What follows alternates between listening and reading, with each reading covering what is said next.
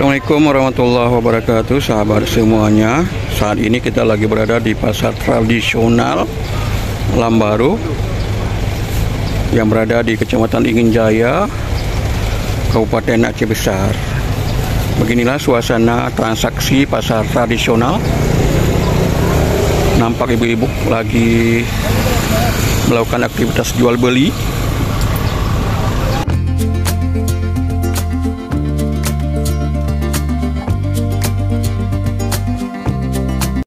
Daerah Cocok Medan. Iya, beginilah suasana di pasar tradisional Lambaru, dan nampak kolang-kaling dan cincau menjadi primadona dagangan yang diburu oleh para pembeli karena memang lagi bertepatan dengan bulan suci Ramadan. Untuk kolang-kaling 1 kilogram dihargai Rp18.000, sementara untuk cincau itu satu potong itu dibanderol dengan harga Rp5.000.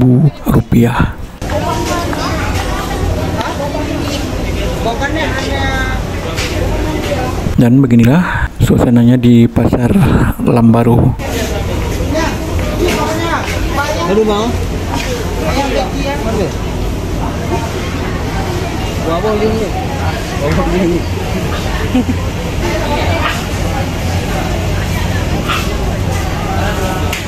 Tahu Sumedang ini.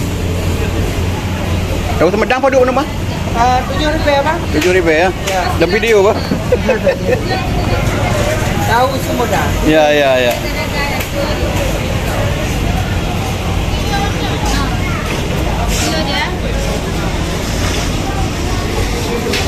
Inilah suasana di pasar tradisional Lambaru, Kecamatan Inginjaya, Kabupaten Aceh Besar.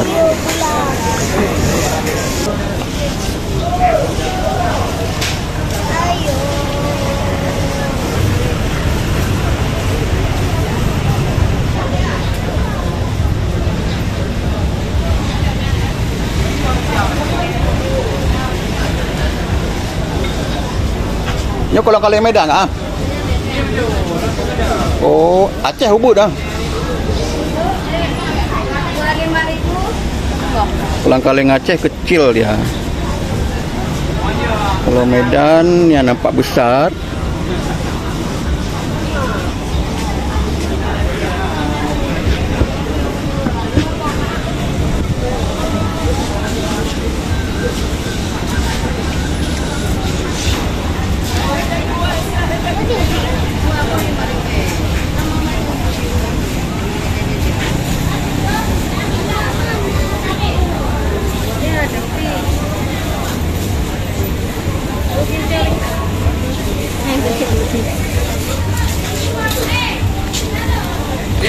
Dia panji. Kamu kok dibayar dia Bang?